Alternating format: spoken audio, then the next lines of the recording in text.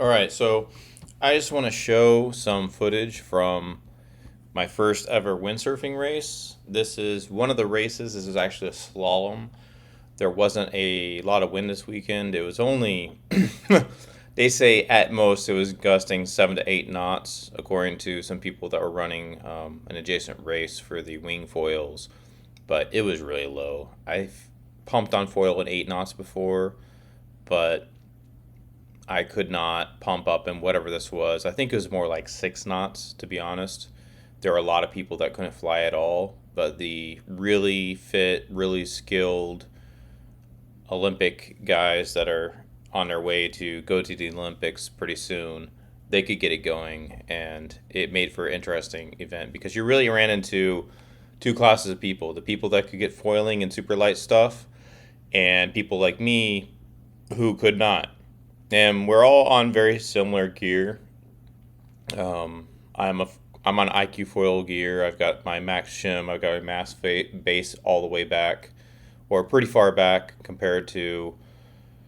I talked to actually the guy that's running in first place in pretty much every single race here, and my mass base is where he has it. I have the same +1 shim, but I just don't have the skill to be honest. Like I just don't have the skill to get flying in this wind yet. Maybe I'll get there, but I thought it was just interesting to see. So I'll just go over to start. So I'm looking back at this race. I'm gonna start, and these guys timed their foiling. They had gotten foiling back, and they had jibed, and they timed their jibe, so they were trying to get over to start right when it started. But this is an interesting race because there were actually two guys over early, and I was trying not to get over early. I was trying to time my start so that I didn't cross that line over early. But there were two guys that actually were over early here, and that shocked me because the other starts that I saw were spot on. Some of these guys could just nail a start, and I'm just kind of zooming in here. This is a one of the guys that I saw in the other course races. He's actually really good. He's he runs some races in Florida. He's incredibly skilled. I mean, I've only been windsurfing for, excuse me, I've only been windsurfing for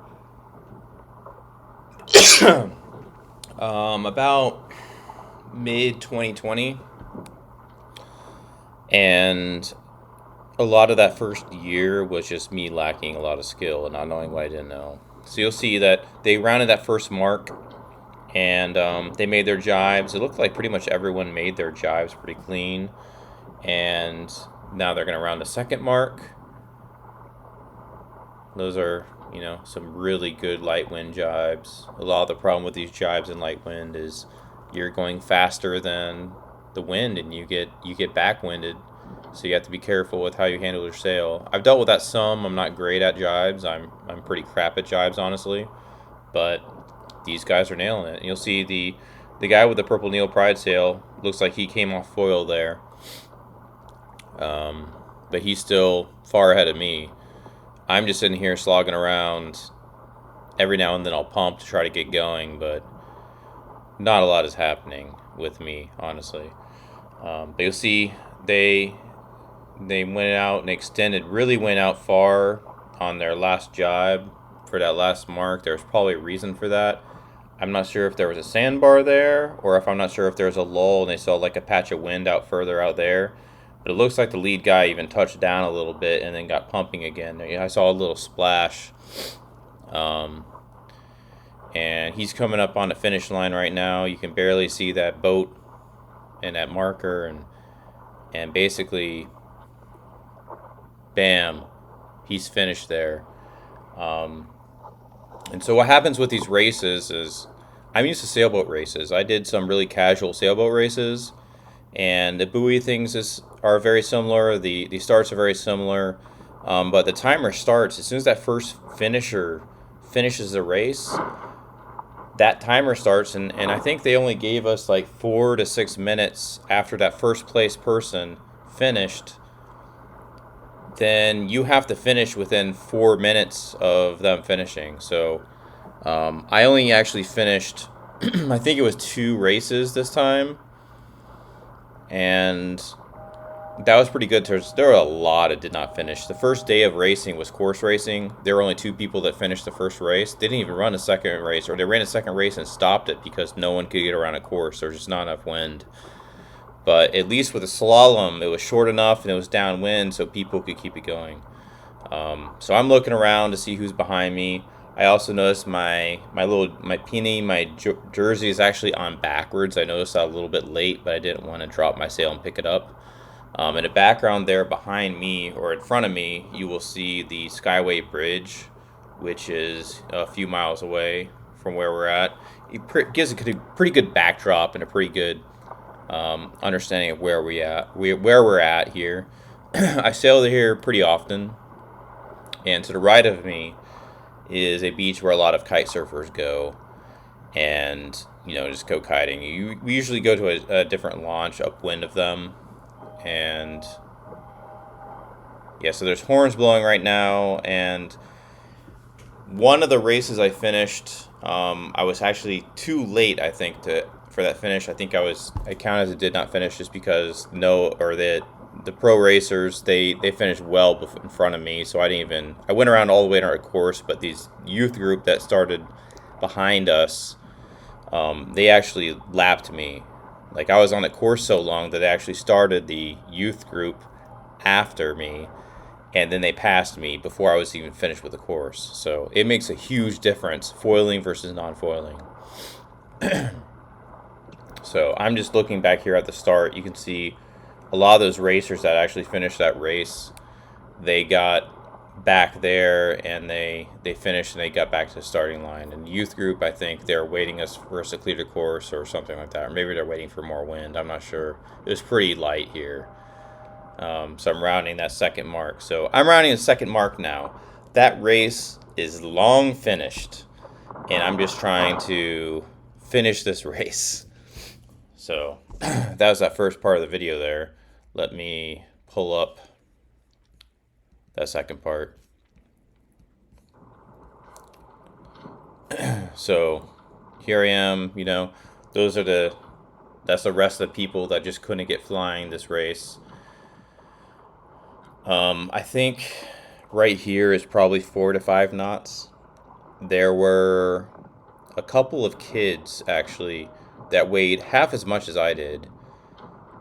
I went about 200 pounds, and there are some kids there that weighed, about 100 pounds, and they're not on huge sails. I'm on a 9.0 right now, but those 100-pound kids can get flying in 4 knots, and I didn't believe it. I know that people have said that, they can get flying in 5 knots or 6 knots or whatever, but until you see it, you don't really understand how amazing that is. There's just almost no pressure in the sail.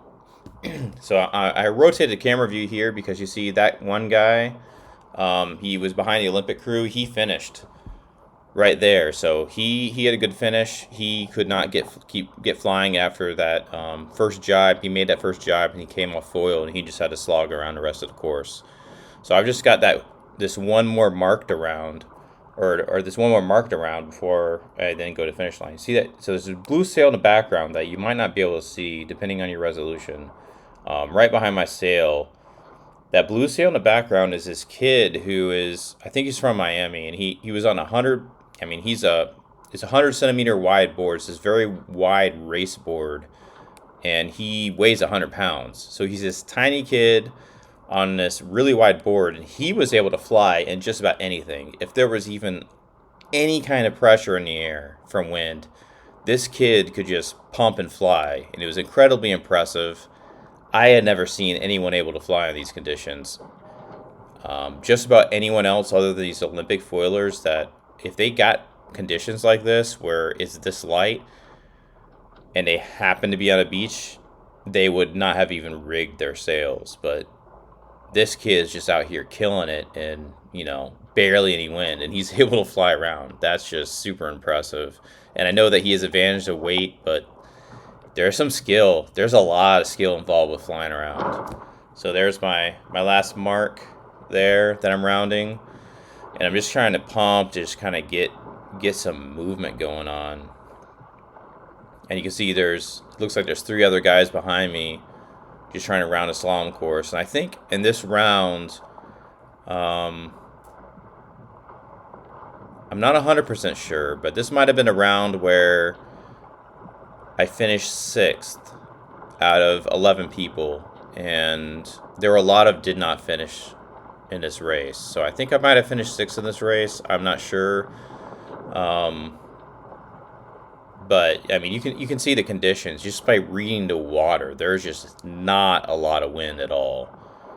It's pretty amazing that you could even have a race in conditions like this that matters for anything. But I think if the skill level was higher, I think that if there were, more of these guys that are actually trying to be in the Olympics, then you could have pretty much everyone foiling that was involved, and people like me, probably wouldn't bother. I was just trying to grab the uphill, see if that made a difference, and I just was like, nah, it didn't really matter. I was gonna slowly cross the finish line. So you can see the orange ball there. That's one side of the finish, and you can see that boat just in front of me. That's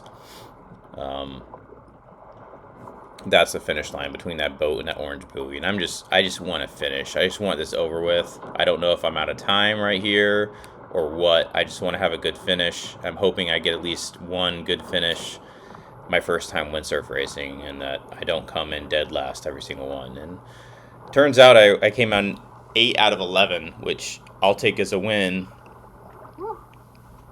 I was really excited here. And what surprised me was I was just so happy to finish that race. What surprised me here is that one of those boats there that was at the end, right behind my clue that you can't really see right now, my girlfriend had actually hitched a ride on one of a boat, and she was watching me finish and clapping and shouting at me. And I didn't know it was her. I just saw some people on a boat, and I didn't even realize she was there. But she ended up bringing me a drink and like some Gatorade, and I just killed it in 2 drinks. But I was surprised she was able to find a boat. But that was my first windsurf racing experience. I just thought I would share that. And I think I'll show... I think this is the... Let's see if I can remember how to rotate this here. Maybe I don't. Maybe we'll have a problem. We'll see here. So she took this video, and I think that's actually the same finish that we just watched, where I'm pumping to get across the finish line. I'm just wanting to get done.